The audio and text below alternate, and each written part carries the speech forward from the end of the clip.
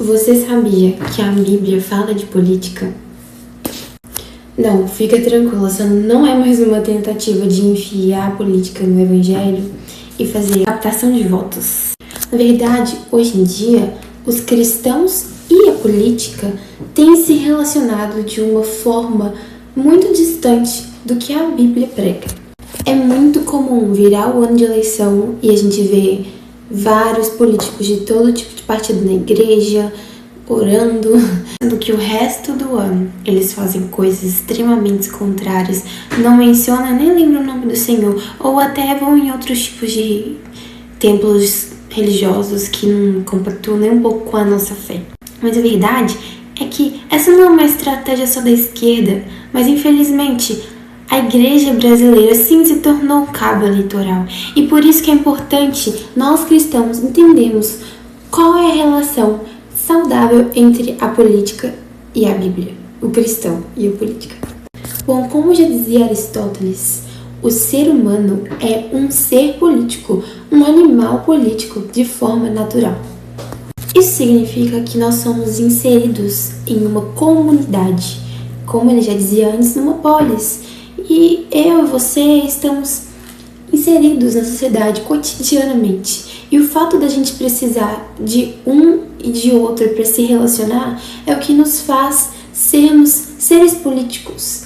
Diferentemente de um vereador que precisa se candidatar e fazer todo o processo eleitoral para fazer parte de uma democracia semi-direta. Eu e você, das nossas meras ações cotidianas, das nossas necessidades, somos seres políticos. Dentro das nossas relações, exala a política. Aristóteles também faz uma diferenciação entre o habitante da polis e o cidadão. O cidadão é aquele que exerce o poder legislativo, as leis, que participa, e o habitante é aquele que meramente está ali. E esse critério é extremamente importante para a gente entender nos dias de hoje. Se a gente está se posicionando corretamente ou, parafraseando, sendo meros habitantes da polis. Mas o que essa filosofia, essa história tem a ver com a Bíblia, Ana? Me conta. Em 2 Coríntios, versículo 20, Paulo vai dizer que nós somos embaixadores do reino de Deus. Ele vai se investir de um cargo político para poder demonstrar qual é a missão do cristão. Vê se a Bíblia não fala de política, mas é algo completamente diferente do que tem sido retratado hoje em dia. Não basta usar meros versículos na sua carreira política, na sua trajetória, apenas afirmar eu sou cristão, se você não entende de verdade qual que é a ótica cristã, a ótica de Deus aqui que ele está querendo trazer para os dias de hoje. Bom, Paulo poderia falar que ele era apenas um missionário, um representante da obra de Deus. Mas ele escolheu o embaixador porque o embaixador é aquele que representa não só através de uma missão, né? Porque ele está em uma missão diplomática, mas ele é o representante daquele país. Então Paulo estava dizendo, eu e você por quê? Você é uma imitação. Se você é um cristão, você precisa ser uma imitação de Cristo e uma imitação de Paulo, porque ele disse, sede meus imitadores como eu sou de Cristo. E então ele diz que eu e você somos embaixadores do reino de Deus. E quando a gente entende essa ótica, que é algo para além dessa vida, a gente começa a perceber que talvez tenha alguma coisa de errada dentro das igrejas brasileiras, dentro da política do Brasil. Talvez a gente não entendeu o profundo ainda, o conceito verdadeiro do que é ser um cristão na política, ou o que é ser apenas um cristão na sociedade. Será que se eu somente me intitular cristão, ajudar nas coisas da igreja, ou apenas ser um participante do culto e assistir os cultos que tem normal na igreja, será que eu estou fazendo parte desse ministério que Deus nos concedeu como missionários e embaixadores, representantes? Continuando o versículo, ele vai dizer, vou ler tudo, de sorte que somos embaixadores em nome de Cristo, como se Deus exortasse por nosso intermédio, em nome de Cristo, pois rogamos que vos reconcilieis com Deus. E anteriormente ele estava falando que Deus estava em Cristo reconciliando consigo o mundo e não imputando aos homens as suas transgressões, e nos confiou a palavra da reconciliação. Então nós, como cristãos, nós estamos investidos no ministério da reconciliação de Deus com o mundo, da igreja e Deus. Não somente o povo dele, mas o mundo, porque Jesus morreu pelos nossos pecados quando nós éramos ainda inimigos. Isso muda completamente o nosso papel na sociedade. Porque se você entende que a sua missão é representar um outro reino, não aqui, isso muda completamente toda a história.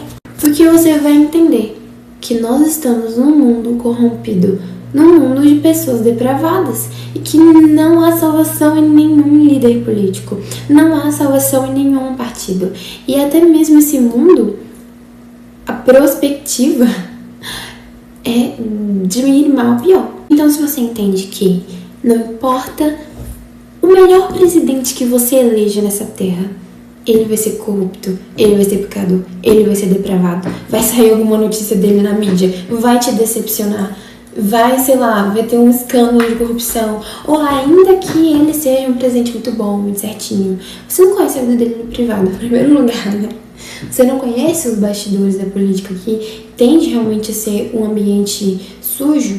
Por isso que eles querem realmente passar essa imagem de que nós somos justos, somos morais, para se esconder através desse arquétipo de inocente. Mas por trás existem coisas que a gente não imagina. Em primeiro lugar, fiz um adendo aqui muito claro. Enfim, então quando você entende que, por melhor que seja o seu líder político, ele continua sendo um homem caído, ele continua sendo alguém que não pode salvar. Por melhores coisas que ele faça para a sociedade, e quanto mais a gente deseja, por mais que a gente deseje a melhoria da nossa sociedade, nós não somos daqui. E se nós somos cristãos, nós entendemos que as nossas boas ações, a nossa gerência, a nossa administração pública nos relacionamentos é uma representação de algo melhor que é de vir, do reino de Cristo. Isso faz completa diferença, porque você não se apega àquilo, a uma falsa esperança. Você não se frustra, você entende que você faz a sua parte, não como um político qualquer, não como um cidadão qualquer, exercendo todos os seus direitos de cidadania, de direitos políticos, participando nas áreas da sociedade, seja o que for. Isso é apenas a representação de um bem maior que vai vir, que é o reino de Cristo. Então essa é a sua missão secundária, porque nós somos investidos de um ministério ainda maior, que é o ministério da reconciliação de Deus e o homem, que foi a obra de Cristo na cruz, que se entregou pelos nossos pecados, se entregou por você, por essa sociedade, por esse mundo caído. E ele não fez isso porque você era bom, porque você merecia, ou porque ele te devia alguma coisa. Ele fez isso quando você estava na lama dos seus pecados, quando não tinha mais salvação para você. E, sinceramente, trazendo para o contexto social atual, quando ele olhou para os males desse mundo, para as pessoas ruins, para a situação ruim que a queda gerou, que o pecado gerou, sabe? Os crimes hediondos, as catástrofes, ele decidiu fazer isso por amor, por mim e por você. Então essa é a nossa real salvação.